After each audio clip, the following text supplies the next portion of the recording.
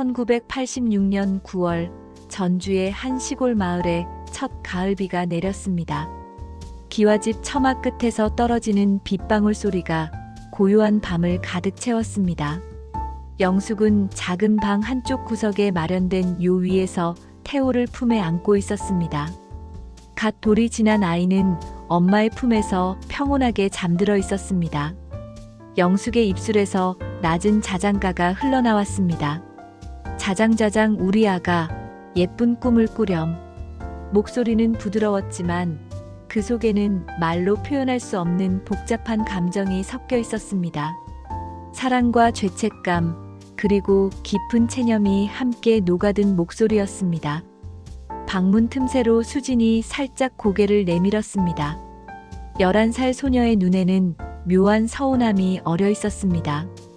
엄마가 자신을 재워줄 때와는 다른 표정이었습니다. 더 조심스럽고 더 간절해 보였습니다. 수진은 문틈에서 한참을 바라보다가 조용히 자신의 방으로 돌아갔습니다. 차가운 이불 속으로 몸을 웅크렸지만 잠이 오지 않았습니다. 빗소리만이 답답한 가슴을 달래주었습니다. 영숙은 태호가 완전히 잠든 것을 확인하고 나서야 아이를 요 위에 내려놓았습니다. 그리고는 방 한구석에 놓인 낡은 거울 앞에 앉았습니다. 34살의 얼굴에는 나이보다 더 많은 피로가 쌓여 있었습니다. 거울 속의 자신을 바라보며 영숙은 생각했습니다. 이 아이를 처음 남편이 데려왔던 날의 일을, 그날 밤 시어머니 순애가 했던 말들을, 이제야 우리 집에 대를 이을 아들이 생겼구나. 영숙아, 내가 못한 일을 이 아이가 해주는 거다. 그 말이 칼처럼 가슴을 찔렀지만 영숙은 아무 말도 할 수 없었습니다. 아들을 낳지 못한 것이 자신의 잘못이라고, 그것이 여자로서의 역할을 다하지 못한 것이라고 스스로를 탓해왔으니까요. 남편 민석은 그날 밤 영숙에게 말했습니다. 미안하다, 영숙아. 하지만 이 아이는 우리 핏줄이다.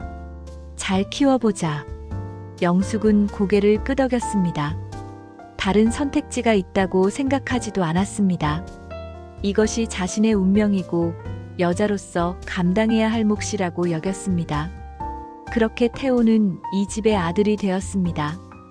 영숙은 태호를 친아들처럼 키웠습니다. 아니, 어쩌면 친아들보다 더 간절하게 사랑했는지도 모릅니다. 이 아이를 통해서라도 아들을 낳지 못한 죄를 씻고 싶었기 때문입니다. 하지만 그 과정에서 수진이 조금씩 멀어져 가고 있다는 것을 영숙도 느끼고 있었습니다. 딸의 서운한 눈빛을, 점점 줄어드는 대화를, 그리고 오늘처럼 문틈에서 자신을 바라보는 외로운 시선을 놓치지 않았습니다. 영숙은 깊은 한숨을 내쉬었습니다. 창밖으로 내리는 가을비가 더욱 세차졌습니다. 이 비가 그치면 겨울이 올 것이고 또 다른 계절이 시작될 것입니다. 하지만 영숙의 마음속 갈등은 계절과 상관없이 깊어져만 갔습니다. 태호의 고른 숨소리가 방 안을 가득 채웠습니다. 영숙은 잠든 아이의 이마에 살며시 손을 얹었습니다. 따뜻했습니다. 이 아이만큼은 행복하게 키우고 싶었습니다. 하지만 그러기 위해서는 수진이 상처받지 않아야 하는데, 영숙은 알고 있었습니다. 앞으로 더 큰 시련이 기다리고 있다는 것을. 시어머니의 더 강한 요구가, 동네 사람들의 수군거림이, 그리고 무엇보다 수진의 마음이 점점 더 멀어질 것이라는 사실을. 하지만 지금은 이 평온한 순간을 지키고 싶었습니다. 빗소리와 아이의 숨소리만이 들리는 이 고요한 밤을, 아직은 모든 것이 괜찮다고 믿고 싶은 이 시간을 조금 더 붙잡아두고 싶었습니다. 가을이 깊어질 무렵 영숙은 태호를 업고 시장에 나갔습니다. 등에 업힌 아이는 호기심 가득한 눈으로 주변을 둘러보았습니다. 시장 사람들은 하나둘 태호를 바라보며 작은 목소리로 속삭였습니다. 저 아이가 민석이네 아들이구나. 참, 영숙이도 고생이 많겠어. 그래도 아들 하나 생겼으니 다행이지. 영숙은 그런 시선들을 느끼면서도 애써 밝은 표정을 지었습니다. 채소 가게 앞에서 물을 고르고 있을 때 옆에서 장을 보던 동네 아주머니가 말을 걸어왔습니다. 영숙아, 아이가 참 예쁘게 생겼네. 민석이 닮았나? 네, 그런가 봅니다. 영숙의 대답은 짧았습니다. 더 이상 말을 이어가고 싶지 않았기 때문입니다. 하지만 아주머니는 멈추지 않았습니다. 수진이는 어디 갔어? 요즘 잘 안 보이던데. 집에서 숙제하고 있어요. 아, 그렇구나. 그런데 참 신기하다. 수진이는 영숙이 꼭 닮았는데 이 아이는 또 다르네. 영숙은 물을 한 개 더 집어들며 자리를 피하려 했습니다. 하지만 아주머니의 목소리는 계속 들려왔습니다. 그래도 아들 하나 있으니까 마음이 놓이겠어. 시어머니도 좋아하시겠고. 영숙은 발걸음을 재촉했습니다. 태호가 등에서 엄마 하고 옹알거렸지만 지금은 그 소리조차 부담스러웠습니다. 집으로 돌아오는 길에 수진이 학교에서 돌아왔습니다. 딸은 엄마와 태호를 보자 잠시 표정이 어두워졌습니다. 엄마, 나도 시장 가고 싶었는데 다음에 같이 가자. 오늘은 태호 때문에 빨리 다녀와야 했어. 수진은 더 이상 말하지 않았습니다. 그저 책가방을 던져놓고 방으로 들어갔습니다. 영숙은 그런 딸의 뒷모습을 바라보며 가슴이 답답했습니다. 저녁 준비를 하는 동안 태호는 마루에서 장난감을 가지고 놀았습니다. 시어머니 순애가 들어와서 태호를 보며 만족스러운 표정을 지었습니다. 우리 태호 참 잘 컸네. 이제 진짜 우리 집 기둥감이 다 됐구나. 영숙은 대답 대신 고개만 끄덕였습니다. 순애는 계속해서 태호를 칭찬했습니다. 이 아이는 정말 총명해 보여. 말도 빨리 배우고. 역시 아들은 다르네. 그때 수진이 방에서 나왔습니다. 할머니는 수진을 보고도 별다른 반응을 보이지 않았습니다. 수진아, 할머니 왔는데 인사는? 안녕하세요, 할머니. 그래, 숙제는 다 했니? 네. 대화는 그것으로 끝났습니다. 순애의 관심은 온통 태호에게만 쏠려 있었습니다. 수진은 그런 할머니의 모습을 보며 조용히 부엌으로 와서 엄마를 도왔습니다. 엄마, 내가 그릇 꺼낼게. 고마워, 수진아. 영숙은 딸의 작은 손을 보며 마음이 아팠습니다. 이 아이가 얼마나 많은 것을 이해하고 있는지 알 것 같았습니다. 저녁 식사 시간이 되자 민석이 들어왔습니다. 그는 태호를 보고 환하게 웃었습니다.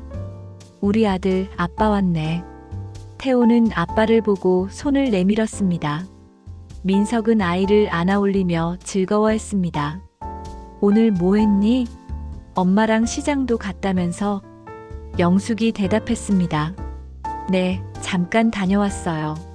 사람들이 뭐라고 하던 별말 없었어요. 하지만 영숙의 표정은 밝지 않았습니다. 민석은 그런 아내를 보며 잠시 미안한 기색을 보였지만 곧 태호에게 다시 관심을 돌렸습니다. 수지는 조용히 밥을 먹으면서 아빠와 태호를 바라봤습니다. 예전에는 자신도 아빠 무릎에 앉아서 밥을 먹곤 했는데 이제는 태호가 그 자리를 차지하고 있었습니다. 수진아, 학교에서 뭐 배웠니? 민석이 뒤늦게 딸에게 관심을 보였습니다. 산수랑 국어 배웠어요. 그래, 열심히 해라. 대답은 건성이었습니다. 민석의 시선은 이미 다시 태호에게 가 있었습니다. 식사를 마친 후 영숙은 설거지를 하면서 깊은 생각에 빠졌습니다. 오늘 시장에서 들었던 사람들의 수군거림이, 시어머니의 편애가, 그리고 남편의 무심함이 모두 한꺼번에 마음을 짓눌렀습니다. 수진이 설거지를 도우러 왔습니다. 모녀는 한동안 말없이 그릇을 닦았습니다. 엄마, 응? 나는 왜 아들이 아니에요? 수진의 갑작스러운 질문에 영숙의 손이 멈췄습니다. 수진아, 그런 말하는 거 아니야. 하지만 아들이었으면 할머니가 나도 예뻐해 주실 텐데. 할머니도 수진이 예뻐하셔. 아니에요. 할머니는 태호만 좋아해요. 영숙은 딸의 어깨를 가만히 감쌌습니다. 하지만 어떤 말로도 이 아이의 상처를 위로할 수 없다는 것을 알고 있었습니다. 그날 밤 영숙은 잠들지 못하고 뒤척였습니다. 옆에서 민석은 깊게 잠들어 있었고 태호도 평온하게 잠들어 있었습니다. 하지만 영숙의 마음은 조금도 평온하지 않았습니다. 내일도 시장에 가면 사람들의 시선을 마주해야 할 것입니다. 시어머니의 편애도 계속될 것이고 수진의 상처도 더 깊어질 것입니다. 그리고 자신은 그 모든 것의 중심에서 어떻게 해야 할지 모르겠습니다. 영숙은 천장을 바라보며 결심했습니다. 수진이에게 더 많은 관심을 보여야겠다고, 이 아이가 소외감을 느끼지 않도록 더 노력해야겠다고. 하지만 동시에 태호도 잘 키워야 한다는 부담감이 무겁게 다가왔습니다. 창밖으로 바람 소리가 들려왔습니다. 이제 겨울이 가까워지고 있었습니다. 영숙은 앞으로 더 추운 날들이 올 것 같은 불안감을 느꼈습니다. 11월의 첫 눈이 내린 아침, 영숙은 평소보다 일찍 일어나 아침 준비를 했습니다. 어젯밤 수진이 학교에서 받아온 상장을 식탁 위에 조심스럽게 올려놓았습니다. 반에서 두 번째로 받은 학예 발표회 상장이었습니다. 가족들이 하나둘 식탁에 모였습니다. 시어머니 순애가 먼저 자리에 앉았고 이어서 민석이 태호를 안고 들어왔습니다. 수지는 가장 마지막에 나타났습니다. 이게 뭐야? 민석이 상장을 발견했습니다. 수진의 눈이 반짝였습니다. 아빠, 제가 받은 거예요. 학예 발표회에서 시 낭송하다가 받았어요. 그래, 잘했네. 민석의 반응은 예상보다 담담했습니다. 그는 상장을 대충 훑어보고는 태호에게 관심을 돌렸습니다. 우리 태호, 아침 먹자. 태호가 숟가락을 들고 서툴게 밥을 먹으려 하자 순애가 환하게 웃었습니다. 어머, 우리 태호 혼자서도 잘 먹네. 역시 똑똑해. 수지는 상장을 다시 자신 쪽으로 당겼습니다. 영숙이 딸의 어깨를 가볍게 토닥였습니다. 수진이가 정말 열심히 연습했어요. 밤늦게까지 거울 앞에서 연습하더라고요. 하지만 가족들의 관심은 이미 다른 곳으로 향해 있었습니다. 태호가 국을 흘리자 순애가 냅킷으로 닦아주며 말했습니다. 괜찮아, 괜찮아. 아이가 원래 이런 거지. 민석도 웃으며 태호의 머리를 쓰다듬었습니다. 태호야, 천천히 먹어라. 수지는 조용히 자신의 밥을 먹었습니다. 상장은 식탁 한 구석에서 아무도 관심을 받지 못하고 있었습니다. 아침을 먹고 난 후 영숙은 설거지를 하면서 수진에게 말했습니다. 수진아, 엄마가 상장 액자에 넣어서 걸어줄게. 괜찮아요. 그냥 책상에 둘래요. 수진의 목소리는 실망스러웠습니다. 영숙은 딸의 마음을 달래고 싶었지만 적절한 말을 찾을 수 없었습니다. 그날 오후 영숙은 태호를 재우고 수진과 둘만의 시간을 만들려 했습니다. 수진아, 엄마랑 같이 빨래 개자. 네. 모녀는 마루에 앉아서 빨래를 개기 시작했습니다. 영숙은 딸과 대화를 시도했습니다. 학교에서 친구들이 뭐라고 했니? 상 받았다고? 별로요. 왜? 자랑 안 했어? 할 말이 없었어요. 수지는 태호의 작은 옷을 개면서 말했습니다. 그 옷들은 모두 영숙이 정성스럽게 만든 것들이었습니다. 엄마는 태호 옷은 직접 만들어주시네요. 수진이 옷도 만들어줬잖아. 예전 얘기죠. 영숙은 딸의 말에 가슴이 찔렸습니다. 사실이었습니다. 태호가 온 후로는 그 아이의 옷을 만드느라 수진에게 신경을 덜 썼던 것이 사실이었습니다. 미안해, 수진아. 엄마가 바빠서. 괜찮아요. 저는 다 컸으니까. 수진의 목소리에는 체념이 섞여 있었습니다. 11살짜리가 해서는 안 될 말이었습니다. 그날 저녁 상황은 더욱 나빠졌습니다. 태호가 가나다라를 따라 말하자 민석이 크게 감탄했습니다. 어머, 벌써 글자를 아네. 순애도 박수를 쳤습니다. 역시 우리 태호, 천재가 분명해. 태호야, 다시 한번 해봐. 민석이 태호를 무릎에 앉히고 글자를 가르쳐주기 시작했습니다. 태호는 서툴지만 열심히 따라했습니다. 가, 나, 다. 잘한다, 잘해. 가족들의 환호성이 터졌습니다. 수진은 자신의 방에서 나와 그 모습을 바라봤습니다. 수진이도 와서 같이 보렴. 영숙이 딸을 불렀지만 수진은 고개를 저었습니다. 숙제해야 돼요. 수진은 다시 방으로 들어갔습니다. 영숙은 그런 딸을 따라가고 싶었지만 태호의 글자 연습이 계속되고 있어서 자리를 뜰 수 없었습니다. 1시간 후 영숙이 수진의 방에 들어갔을 때 딸은 책상에 엎드려 있었습니다. 수진아, 뭐해? 그림 그려요. 수진이 그리고 있던 것은 가족 그림이었습니다. 하지만 그 그림 속에는 태호가 없었습니다. 엄마, 아빠, 자신, 그리고 할머니만 있을 뿐이었습니다. 태호는 왜 안 그렸니? 까먹었어요. 수진의 대답은 거짓말임이 분명했습니다. 영숙은 딸 옆에 앉았습니다. 수진아, 엄마랑 이야기 좀 하자. 무슨 이야기요? 요즘 기분이 안 좋아 보여서. 수진은 크레파스를 내려놓고 엄마를 바라봤습니다. 그 눈에는 말하고 싶은 것이 많아 보였지만 결국 고개를 저었습니다. 괜찮아요. 정말? 네. 하지만 수진의 목소리는 떨리고 있었습니다. 영숙은 딸을 안고 싶었지만 수진이 몸을 피했습니다. 그날 밤 영숙은 잠들지 못하고 뒤척였습니다. 수진의 그림이 자꾸 떠올랐습니다. 태호가 없는 가족 그림. 그것은 딸의 마음을 그대로 보여주는 것 같았습니다. 영숙은 조용히 일어나서 수진의 방으로 갔습니다. 딸은 잠들어 있었지만 베개가 젖어 있었습니다. 울다가 잠든 것 같았습니다. 영숙은 딸의 이마에 손을 얹었습니다. 수진은 잠결에 몸을 움직였지만 깨지는 않았습니다. 이 아이를 어떻게 해야 하나? 영숙의 마음은 점점 무거워졌습니다. 태호를 잘 키우고 싶은 마음과 수진을 소외시키지 않으려는 마음 사이에서 갈등했습니다. 하지만 현실적으로 두 아이 모두를 만족시킬 방법을 찾을 수 없었습니다. 시어머니는 계속 태호만 편애할 것이고 남편도 아들에게 더 관심을 보일 것입니다.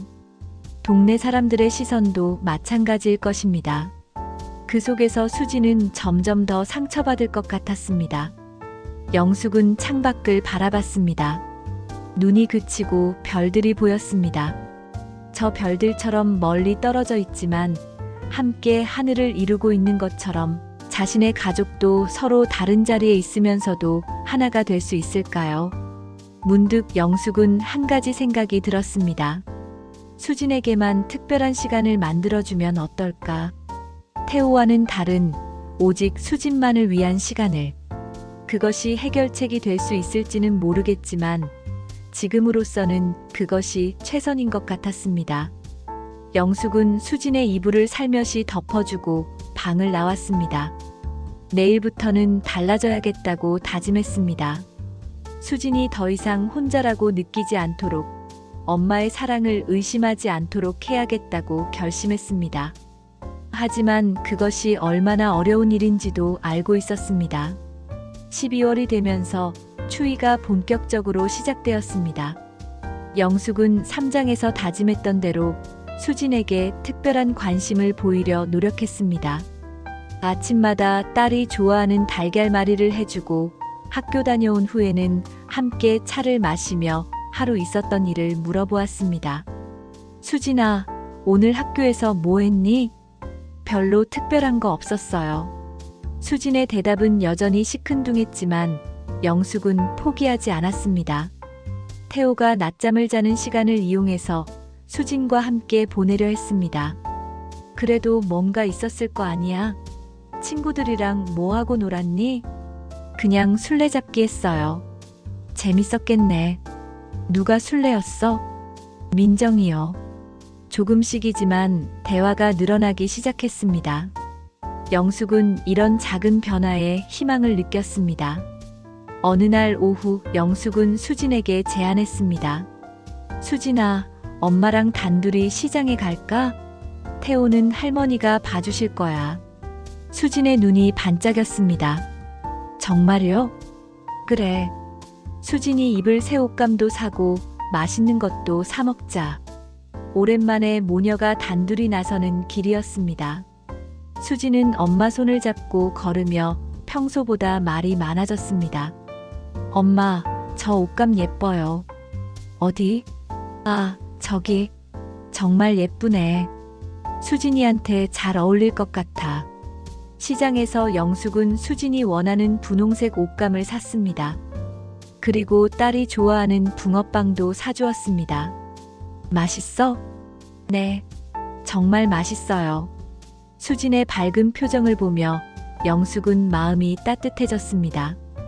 이런 시간이 더 많았으면 좋겠다고 생각했습니다. 집으로 돌아오는 길에 수진이 갑자기 물었습니다. 엄마, 저희가 이렇게 나온 거 태호가 알면 섭섭해할까요? 영숙은 딸의 배려심에 감동했습니다. 태호는 아직 어려서 괜찮을 거야. 그리고 태호랑도 따로 시간을 보낼 거니까. 정말요? 그럼 우리 수진이도 중요하고 태호도 중요해. 둘 다 엄마 자식이니까. 수진은 고개를 끄덕였습니다. 하지만 그 표정에는 여전히 뭔가 마음에 걸리는 듯한 기색이 있었습니다. 집에 도착하자 순애가 태호를 안고 나왔습니다. 어디 갔다 왔니? 태호가 계속 엄마 찾더라. 잠깐 시장에 다녀왔어요. 수진이랑 같이요. 순애는 수진이 들고 있는 쇼핑백을 보았습니다. 뭐 샀니? 수진이 옷감이요. 또 옷을 사? 입을 옷도 많은데. 순애의 말에 수진의 표정이 어두워졌습니다. 영숙이 재빨리 말했습니다. 겨울옷이 부족해서요. 그래도 너무 자주 사는 것 같은데. 돈도 아껴야지. 영숙은 더 이상 말하지 않았습니다. 수진은 조용히 자신의 방으로 들어갔습니다. 그날 저녁 민석이 늦게 들어왔습니다. 술 냄새가 났습니다. 오늘 동료들이랑 회식이 있었어. 민석은 태호를 보고 웃었습니다. 우리 아들, 아빠 기다렸지? 태호는 아빠를 보고 손을 내밀었습니다. 민석은 아이를 안아 올렸습니다. 무거워졌네. 많이 컸구나. 그때 수진이 방에서 나와서 새로 산 옷감을 보여주었습니다. 아빠, 이거 봐요. 엄마가 사주신 거예요. 그래, 예쁘네. 하지만 민석의 관심은 금세 태호에게 돌아갔습니다. 태호가 아빠 아빠 하고 부르자 민석이 환하게 웃었습니다. 우리 태호, 이제 말도 잘하네. 수지는 옷감을 다시 가슴에 안았습니다. 영숙은 그런 딸을 보며 마음이 아팠습니다. 밤이 되어 아이들을 재우고 난 후 영숙은 수진의 방에 들어갔습니다. 딸은 침대에 누워 천장을 바라보고 있었습니다. 수진아, 잠 안 와? 조금요. 영숙은 딸 옆에 앉았습니다. 오늘 재밌었지? 엄마랑 시장 간 거. 네. 앞으로도 자주 나가자. 수진은 고개를 끄덕였지만 표정은 여전히 어두웠습니다. 엄마. 응? 엄마는 나보다 태호가 더 좋아요? 영숙의 가슴이 철렁했습니다. 예상했던 질문이지만 막상 듣게 되니 어떻게 대답해야 할지 막막했습니다. 수진아, 왜 그런 생각을 해? 엄마가 태호 볼 때 표정이 달라요. 더 조심스럽고 더 간절해 보여요. 수진의 말에 영숙은 할 말을 잃었습니다. 딸이 자신을 이렇게 자세히 관찰하고 있다는 것이 놀라웠습니다. 그리고 그 애는 우리 집 진짜 아들이 아니죠? 영숙은 깜짝 놀랐습니다. 수진이 언제부터 이런 것을 알고 있었던 것일까요? 수진아, 너는 어떻게? 다 들었어요. 할머니랑 아빠가 이야기하는 거. 영숙은 눈물이 날 것 같았습니다. 이 어린아이가 얼마나 많은 것을 혼자 감당하고 있었던 것일까요? 수진아. 영숙은 딸을 꽉 안았습니다. 수진은 처음에는 몸을 경직시켰지만 이내 엄마 품에 안겼습니다. 미안해, 수진아. 엄마가 정말 미안해. 엄마가 왜 미안해요? 너를 외롭게 만들어서, 너를 혼자 두어서. 영숙의 목소리가 떨렸습니다. 태호는 지켜야 하는 아이야. 그 아이가 잘못한 건 아무것도 없으니까. 하지만 너는 내가 낳은 내 딸이야.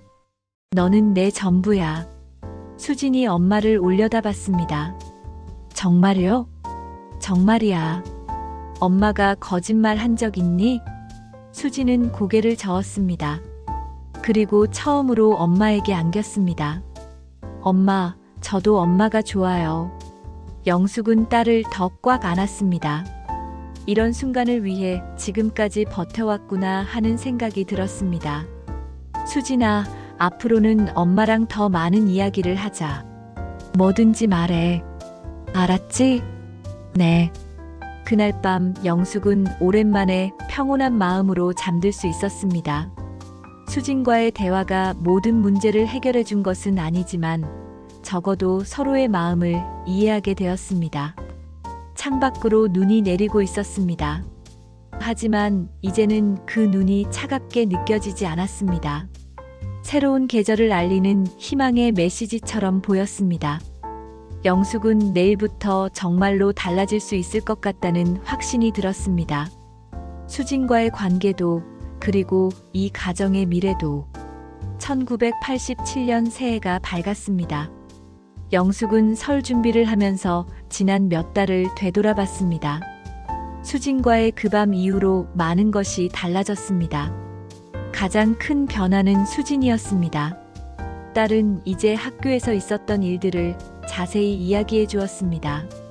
친구들과 놀았던 이야기, 선생님이 칭찬해 주신 일, 때로는 속상했던 일까지도 엄마와 나누었습니다. 엄마, 오늘 민정이가 그러는데요. 수진이 학교에서 돌아와 가방을 내려놓으며 말했습니다. 뭐라고 했는데? 자기 엄마가 새 치마를 사주셨대요. 그래서 자랑하더라고요. 그랬구나. 수진이는 뭐라고 했니? 저는 엄마가 만들어주신 옷이 더 예쁘다고 했어요. 영숙은 딸의 말에 가슴이 따뜻해졌습니다. 며칠 전 밤늦게 만들어준 블라우스를 수진이 그렇게 좋아해 주다니요. 정말 고마워, 수진아. 엄마가 만들어주신 옷이 정말 더 예뻐요. 다른 친구들도 그렇게 말했어요. 이런 대화들이 일상이 되면서 영숙의 마음도 한결 가벼워졌습니다. 태호도 조금씩 자라면서 수진에게 관심을 보이기 시작했습니다. 처음에는 경계하던 수진이었지만 이제는 동생을 돌봐주는 모습을 보였습니다. 태호야, 이리 와. 언니가 책 읽어줄게. 어느 날 오후 수진이 태호를 자신의 방으로 데려가 그림책을 읽어주었습니다. 영숙은 문틈으로 그 모습을 지켜봤습니다. 옛날 옛적에 착한 토끼가 살았어요. 수진의 목소리는 부드러웠습니다. 태호는 언니의 무릎에 앉아서 진지하게 듣고 있었습니다. 누나, 또. 태호가 서툰 발음으로 말했습니다.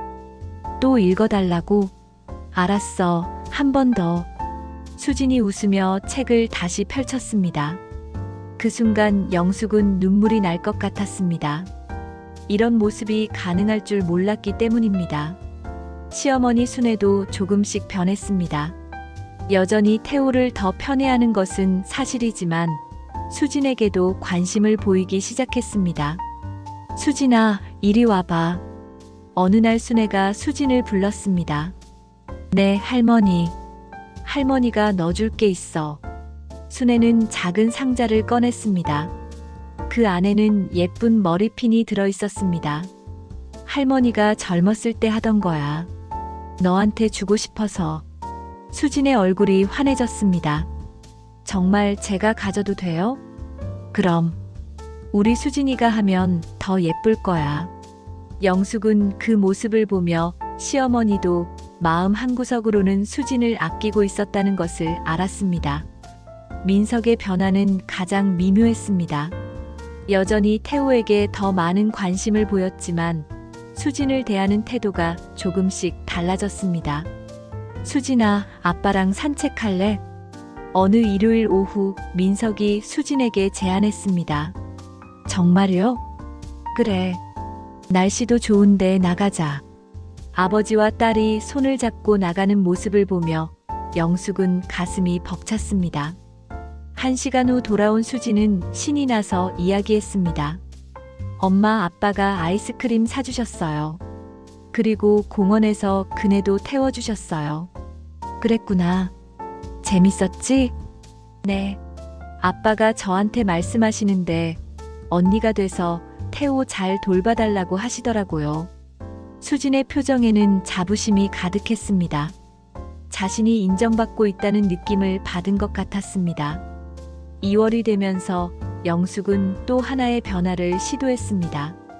매주 토요일마다 온 가족이 함께하는 시간을 만든 것입니다. 오늘은 뭐 할까? 토요일 아침 영숙이 가족들에게 물었습니다. 공원에 가요. 수진이 먼저 대답했습니다. 태호는 어디 가고 싶어? 민석이 태호에게 물었습니다. 태호는 아직 어려서 대답 대신 손뼉을 쳤습니다. 그럼 공원에 가자. 온 가족이 함께 공원에 나갔습니다. 수진은 태호의 손을 잡고 걸었고 민석과 순애는 뒤따라왔습니다. 영숙은 그 모습을 보며 이런 평범한 행복이 얼마나 소중한지 깨달았습니다. 공원에서 수진이 태호와 함께 놀아주는 모습을 보면서 민석이 말했습니다. 수진이가 참 의젓해졌네. 그러게요. 이제 진짜 언니 같아요. 영숙의 대답에 민석이 고개를 끄덕였습니다. 미안해, 영숙아. 그동안 수진이한테 신경을 덜 써서. 민석의 갑작스러운 사과에 영숙이 놀랐습니다. 왜 갑자기 그런 말을? 그냥 생각해보니까 그 아이도 우리 딸인데 소홀했던 것 같아서. 영숙은 남편의 말에 마음이 따뜻해졌습니다. 비록 늦었지만 민석도 변하고 있었습니다. 그날 밤 아이들을 재우고 난 후 영숙은 혼자 앉아서 창밖을 바라봤습니다. 한 해 전 똑같은 자리에서 나는 누구의 엄마일까라고 고민했던 것이 떠올랐습니다. 이제는 그 답을 알 것 같았습니다. 자신은 수진의 엄마이고 동시에 태호의 엄마였습니다. 하나를 택해야 하는 것이 아니라 둘 다를 사랑할 수 있는 것이었습니다. 다만 그 사랑의 방식이 달라야 한다는 것을 배웠습니다. 수진에게는 친엄마로서의 깊고 무조건적인 사랑을, 태호에게는 보호자로서의 책임감 있는 사랑을 줄 수 있었습니다. 그리고 이 두 가지 사랑이 서로 경쟁할 필요는 없었습니다. 창밖으로 봄이 오고 있었습니다. 나무들이 새싹을 틔우고 따뜻한 바람이 불어왔습니다. 영숙은 이 봄처럼 자신의 가정에도 새로운 시작이 있을 것 같다는 희망을 느꼈습니다. 아직 해결되지 않은 문제들이 있다는 것을 알고 있었습니다. 세상 사람들의 시선, 시댁에서의 어려움, 그리고 앞으로 아이들이 자라면서 생길 수 있는 갈등들. 하지만 이제는 그런 문제들을 함께 이겨낼 수 있을 것 같았습니다. 가족이라는 것은 혈연만으로 이루어지는 것이 아니라는 것을 배웠습니다. 서로를 이해하고 배려하며 사랑하는 마음으로 만들어지는 것이었습니다. 영숙은 조용히 아이들의 방을 들여다봤습니다. 수진과 태호가 나란히 평온하게 잠들어 있었습니다. 수진의 얼굴에는 이제 더 이상 서운함이 없었고 태호는 안정감 있게 잠들어 있었습니다. 고마워, 수진아. 엄마를 기다려줘서. 영숙은 속으로 딸에게 말했습니다. 그리고 태호야, 우리 가족이 돼줘서 고마워. 이제 진정한 새 출발을 할 수 있을 것 같았습니다. 모든 가족이 각자의 자리에서 사랑받고 있다고 느낄 수 있는 그런 가정을 만들어갈 수 있을 것 같았습니다. 창밖의 별들이 유난히 밝게 빛나고 있었습니다. 영숙은 그 별들에게 조용히 기도했습니다. 이 작은 행복이 오래오래 계속되기를, 그리고 앞으로 다가올 모든 어려움을 가족의 힘으로 이겨낼 수 있기를 바란다고.